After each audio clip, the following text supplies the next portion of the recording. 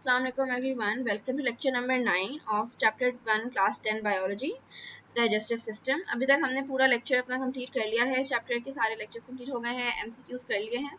Now we'll just start with a short answer questions. So I hope अब तक सब कुछ क्लियर होगा, तो आप लोग इसके आंसर्स खुद भी दे पा रहे होंगे एंड हम लोग साथ साथ लिखते भी आते हैं. ठीक है.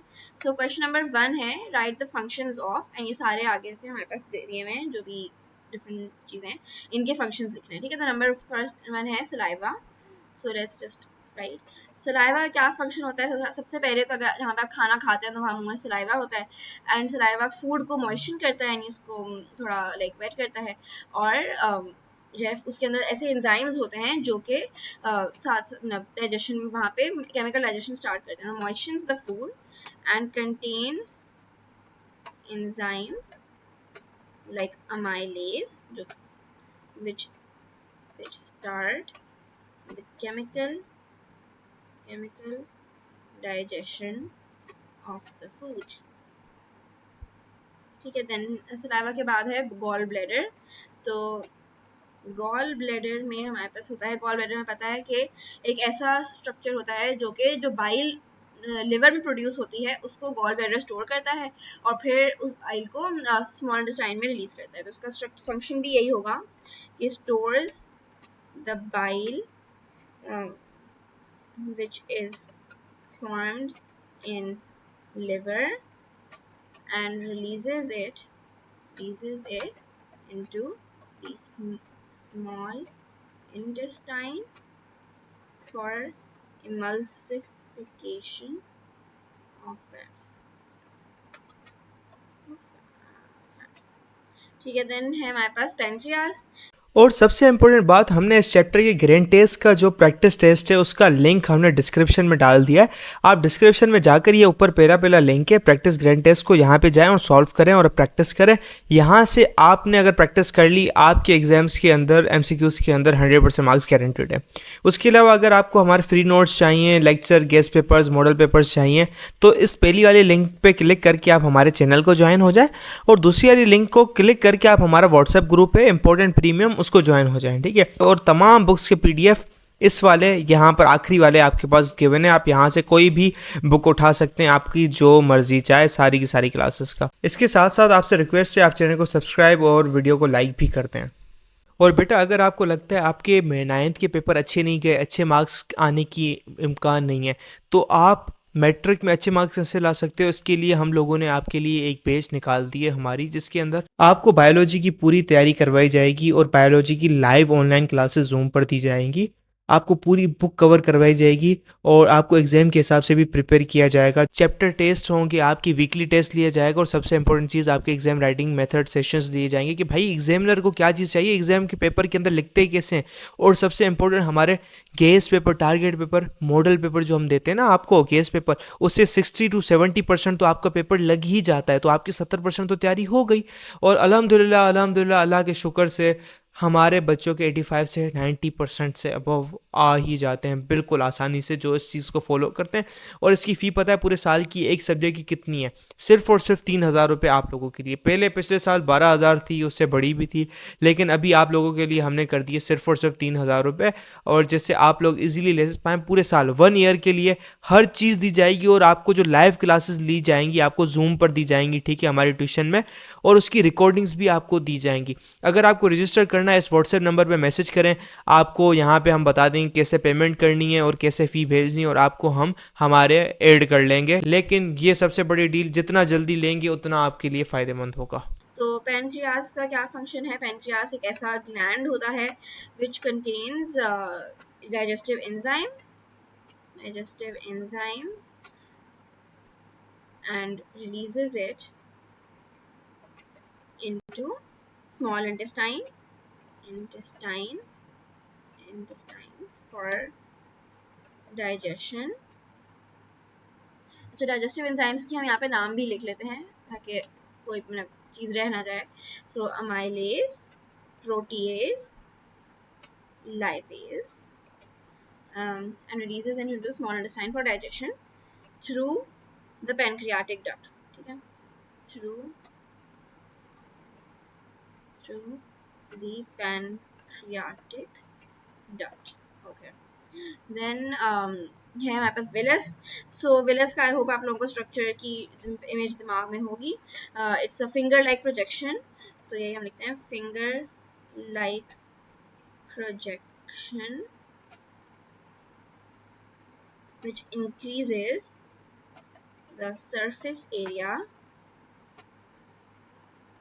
for the absorption of food, of digested food। ठीक है, फिर है बाइल। अच्छा, बाइल हमने ऊपर भी अभी थोड़ा सा लिखा। सो अगर जरूर, क्योंकि हमें अगर पेपर में तो आपके अलग अलग से आ सकते हैं, तो गॉल ब्लैडर में इमल्सिफिकेशन ऑफ फैट्स की भी लिख सकते हैं, नहीं तो डायरेक्टली चीज़ बाइल में भी हम लिख लेंगे for the emulsification of fats. अच्छा, तो बाइल में हम लिखते हैं सा fluid which emulsifies the food, the fat droplets, the fat molecules into small fat droplets. ठीक है, फिर गैस्ट्रिक ग्लैंड है। गैस्ट्रिक ग्लैंड, तो गैस्ट्रिक ग्लैंड होता है जो कि स्टमक के अंदर पाया जाता है, तभी गैस्ट्रिक ग्लैंड है। और it contains hydrochloric acid, rennin, pepsin, pepsinogen, and mucus in the stomach। ठीक है, तो फिर है हमारे पास रेनिन। रेनिन हमें आपको पढ़ा होगा, जो कि ये ऐसे वैसा प्रोटीन है, वो एंजाइम है जो कि सिर्फ इन्फेंट्स के अंदर होता है। Enzyme found in infants for the digestion of milk protein. ठीक है, फिर है HCl in stomach. HCl in stomach, तो HCl का क्या काम होता है कि ये सबसे पहले तो ये जर्म्स वगैरह को किल करता है जो भी स्टमक में आ रहे हैं, किल्स जर्म्स और any pathogens entering the stomach, provides acidic pH, stomach में acidic pH for pepsin to work in। फिर है हेपेटिक पोर्टल वेन। अच्छा, हेपेटिक पोर्टल वेन जो है ना, वो होती है जो कि अब्जॉर्ब न्यूट्रिएंट्स को डिफरेंट लाइक जगहों तक पहुंचाती है। ठीक है, सो transports absorbed nutrients from intestines to the liver। तो या तो ये क्योंकि हेपेटिक है, हेपेटिक वेन जो सब चीज़ें होती हैं, हेपेटिक आर्टरी, ये लिवर के अंदर ही पाई जाती हैं। सही है, तो hepatic portal vein absorb nutrients को इंटेस्टाइन से लेकर लिवर तक लेकर जाता है। I hope that's clear. फिर क्वेश्चन नंबर 2 पे आ जाते हैं। अच्छा, ये जो है draw and label longitudinal section, ये मैं ड्रॉ तो नहीं कर रही, लेकिन ये वाली जो इमेज है ये आप लोग यहाँ पर बना सकते हैं। ठीक है, सो अगर चाहें तो मैं इसको वो कर देती हूँ, इसी को स्क्रीनशॉट लेके यहाँ लगा देते हैं, तो आप लोग यही इसी तरह के पूरा उसके साथ विद लेबल्स यहाँ पर पेस्ट बना लेगा खुद से, that would be easy to say. फिर हम करते हैं, अच्छा, then disorders of the gut। Question number 3 है, name the structures that secret enzymes necessary for human digestion. अच्छा, तो हमें इसमें स्ट्रक्चर्स बताने हैं, यानी हमें गैस्ट्रिक ग्लैंड्स या सलाइवरी ग्लैंड्स वगैरह ऐसे स्ट्रक्चर्स बताने हैं जो कि एंजाइम्स रिलीज करते हैं, नॉट द एंजाइम्स इटसेल्फ। तो सबसे पहला तो हमारे पास है सलाइवरी ग्लैंड्स। हम लाइक ऊपर से नीचे तक चलेंगे एलिमेंट्री कैनाल के हिसाब से। तो सलाइवरी ग्लैंड्स होते हैं, जिसमें मैं इस तरह पॉइंट के हिसाब से ही लिख रही हूँ, आप लोग जैसे चाहे लिख सकते हैं, मतलब पैराग्राफ में लिखें तो बेहतर है। सलाइवरी ग्लैंड्स होते हैं जो कि अमाइलेज रिलीज करते हैं, amylase for starch digestion, starch digestion. Then there is gastric glands जो कि अभी हमने पढ़े, so pepsin and renin for protein digestion। फिर उसके बाद है हमारे पास होते हैं पैनक्रियास। अच्छा, बाइल, अगर वो गॉल ब्लैडर या लिवर, इसके लिए आपके दिमाग में अगर आ रहा होगा तो मैं क्लियर कर दूं कि ये नहीं लिखना, क्योंकि bile is not an enzyme. Bile सिर्फ एक जूस या लिक्विड होता है जो कि इमल्सिफाई करता है फैट्स, वो भी फैट्स की डाइजेशन नहीं करवाता, वो सिर्फ इमल्सिफाई करता है। इमल्सिफाई मतलब कि ऑयल को, अगर आपने अभी देखा हो तो ऑयल के ऊपर अगर आप मजीद एक ऑयल वाला ही यूज़ करें क्लेंजर या जो भी होती है लाइक सोप, तो वो उसको थोड़ा सा एक मिल्की सा टेक्सचर बना देता है, तो इमल्सिफिकेशन वो होती है। इट्स नॉट कि डाइजेशन नहीं होती, इसलिए बाइल या गॉल ब्लैडर या लिवर कुछ नहीं लिखेगा इसमें। देन पेनक्रियाज होते हैं, तो पेनक्रियाज पेनक्रियाटिक एंजाइम्स यानी amylase, protease and lipase release करते हैं in small intestine. In small क्या हम जगह तो नहीं लिख रहे, तो हम बस लिख देते हैं, हाँ, for starch, protein and fats. फिर उसके बाद एक होती है, अगर आपको याद हो हमने क्लास लेक्चर्स में पढ़ा था क्रिप्ट्स के बारे में कि ये इंटेस्टाइन्स के अंदर पाई जाती हैं, तो in small intestine for complete digestion of nutrients. यहाँ पे सारी डाइजेशन कंप्लीट होती है ताकि एब्जॉर्प्शन शुरू हो सके, ठीक है, न्यूट्रिएंट। देन क्वेश्चन नंबर 4 है कि why is pepsin form an inactive form of pepsinogen. अच्छा, तो पेप्सिन जो है ना वो हमें पता है कि एक इनएक्टिव फॉर्म में होता है, जिस called pepsinogen is form in an inactive form, inactive form pepsinogen to prevent. अच्छा, इसका फायदा क्या होता है कि इससे क्योंकि पेप्सिन जो है क्या करता है, पेप्सिन प्रोटीन के ऊपर एक्ट करता है, राइट। तो अगर जो स्टमक वॉल है हमारी वो भी तो प्रोटीन की बनी हुई है, तो अगर प्रोटीन डायरेक्टली प्रोटीन को भी खाना शुरू कर दे तो आपके स्टमक में अल्सर हो जाएंगे, इन स्टमक अपने जो एसेंशियल टिश्यूज हैं वही डाइजेस्ट हो जाएंगे एंड उन पे लाइक अटैक हो जाएगा। तो इसलिए इसको बचाने के लिए यहाँ पर एक इनएक्टिव फॉर्म होती है, ताकि जब सिर्फ एक्टिव हो, जब फूड आए सिर्फ तभी डाइजेशन शुरू हो एंड तभी पेप्सिन यूजअप हो जाए, सही है। तो prevent it digesting the stomach walls, if pepsin was directly released in stomach, it would have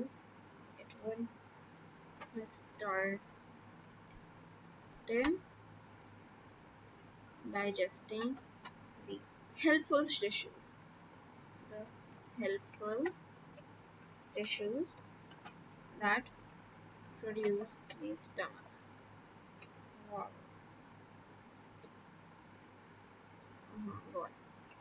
ठीक है, फिर क्वेश्चन नंबर 5 है, why must digested food be distributed by blood in man and other animals. तो भाई nutrients को distribute क्यों करना ज़्यादा ज़रूरी है, तो उसको हम लिखते हैं कि nutrients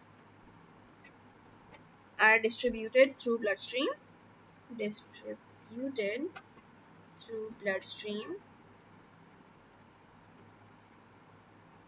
absorbed by the intestinal wall. ये जो यहाँ पर आप देख रहे होंगे, यहाँ पे जो होती हैं कैपिलरीज होती हैं, इनके अंदर ब्लड जो न्यूट्रिएंट्स हैं एब्जॉर्ब होते हैं एंड वो फिर एक वेन बनाकर पूरी बॉडी में डिस्ट्रीब्यूट होते हैं, right. So intestinal wall, they are transported to cells, they are transported to cells in the body, where they are used for growth के लिए यूज होते हैं, production of new cells and repair of wounds and internal damage, सही है। फिर है why is chewing important to your digestion. तो chewing is the mechanical digestion, chewing is the main part of mechanical digestion which helps in increasing the surface area of the food for chemical digestion to be more efficient and enzymes to easily work on it. ये एक reason हो गया. इसके अलावा जो है chewing से एक बोलस की फॉर्म बन जाती है. It also forms a bolus form of food for easier for it to be easily swallowed, it to be easily swallowed and passed on by esophagus. ठीक है, esophagus. क्योंकि जब च्यूइंग से बोलस की फॉर्म में जाती है, हमने पढ़ा था कि ओसोफेगस में food in the form of bolus transport होता है, तो उससे ईजियर होता है ज़्यादा आपके लिए चबान वो करना भी है, पास होना, तो च्यूइंग का ही फ़ायदा है. Then question number 7 है, what would happen if pancreatic juice did not reach to your small intestine? अच्छा, pancreatic juice आपको पता होना चाहिए कि उसकी वजह से ही उसमें जो एंजाइम्स होते हैं उन्हीं की वजह से डाइजेशन कंप्लीट होती है. सही है. सो अगर वो नहीं होंगे तो डाइजेशन भी नहीं हो पाएगी कंप्लीट, एंड लाइक आपकी सारे न्यूट्रिएंट्स वगैरह नहीं पहुंचेंगे. सो यही सारी बातें हम क्वेश्चन 7 में देखते हैं कि pancreatic juice contains vital enzymes if it did not reach the small intestine. The digestion of fats,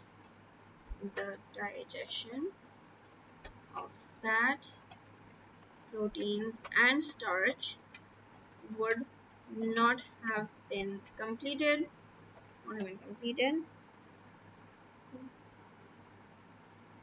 or severely impacted. This could lead to nutrient deficiencies, indigestion, and weakened health. ठीक है, आपकी health भी compromise होगी. Overall growth and reproduction, growth and repair would have been impaired. सही है, यहाँ तक सब क्लियर होगा. Why pepsin is unable to perform its enzymatic activity in small intestine? ठीक है. अच्छा, जो पेप्सिन है वो होता है is in the stomach, जहाँ की pH होती है बहुत लो.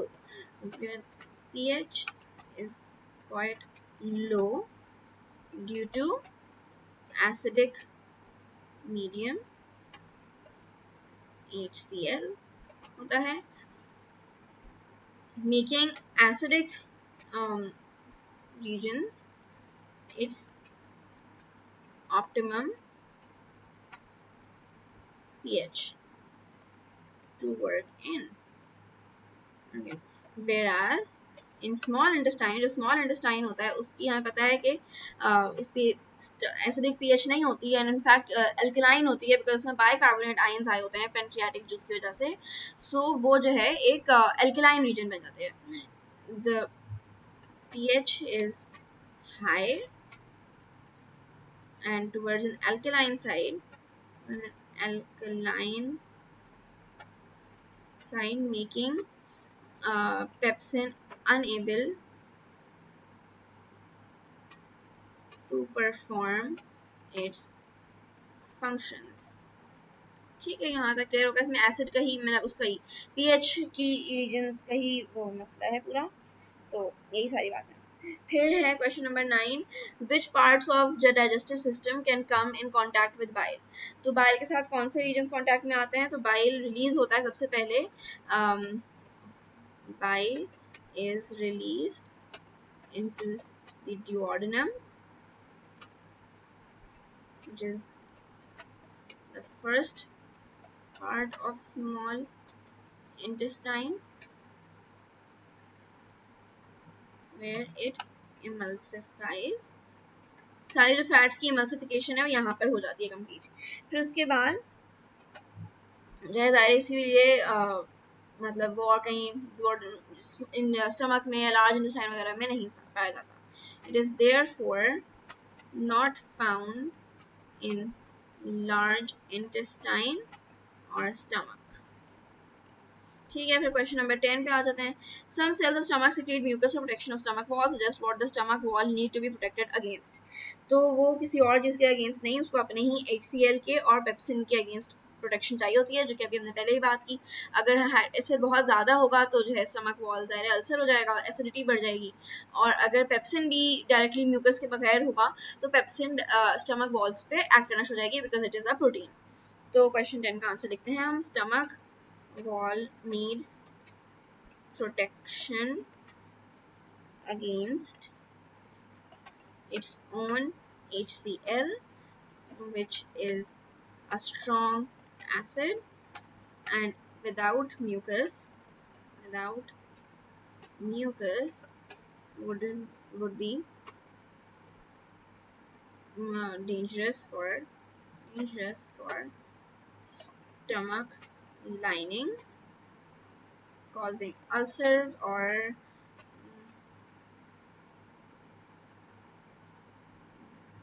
digestive problems.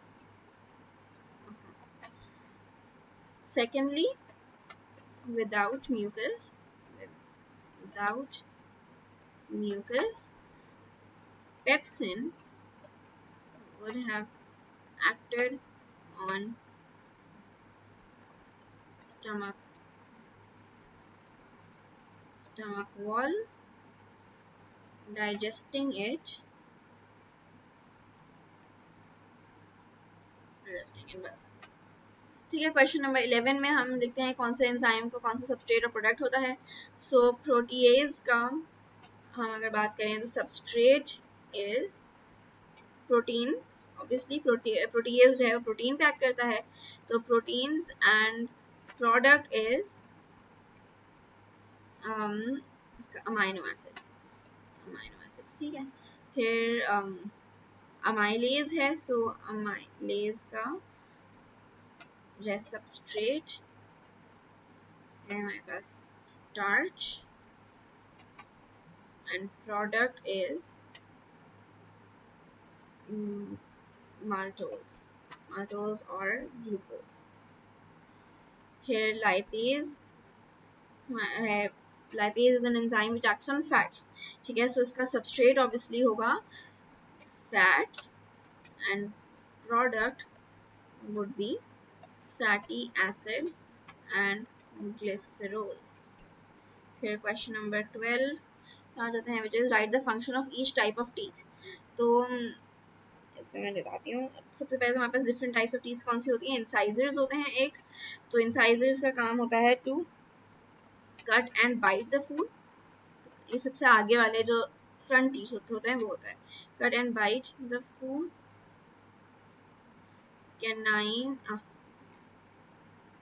इसी का पार्ट है, तो कैनाइंस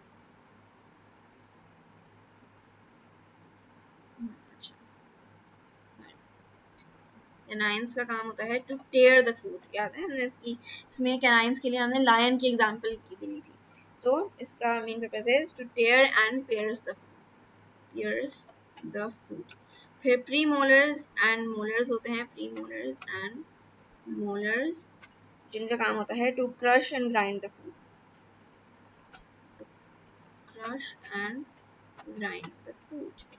ठीक है, फिर क्वेश्चन नंबर 13 है, जिसका क्वेश्चन है describe digestion and oral cavity. Oral cavity पूरा माउथ है, इसमें हमें मैकेनिकल एंड केमिकल डाइजेशन दोनों लिखनी है. तो हम इसको ऐसे ही mechanical digestion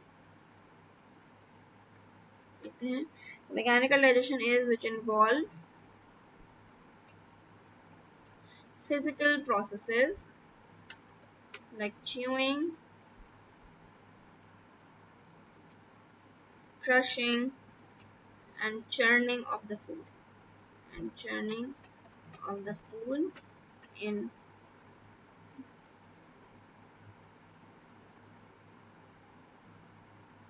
food that breaks it down into smaller pieces. Breaks down the food in smaller pieces. फिर है chemical digestion, which is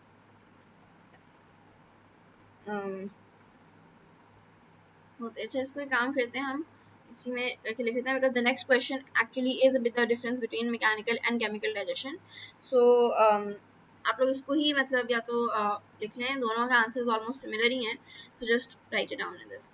तो स्टमक जो ये वाला है मैकेनिकल डाइजेशन, अगर हम ओरल कैविटी की बात करें तो इसमें सिर्फ यहीं तक आएगा. एंड अदर देन, मैं इसको इस तरह लिख देती हूँ कि other than oral cavity, which is the churning of food in stomach due to movement. फिर chemical digestion होती है, the digestion which is it involves enzymes breaking the food into simpler molecules. ठीक है. एंड अगर हम chemical digestion की specifically oral cavity की बात कर रहे हैं तो यू कैन राइट कि इसमें सलाइवरी, कौन सी सलाइवरी ग्लैंड्स यूज होते हैं. Salivary glands release mechanic amylase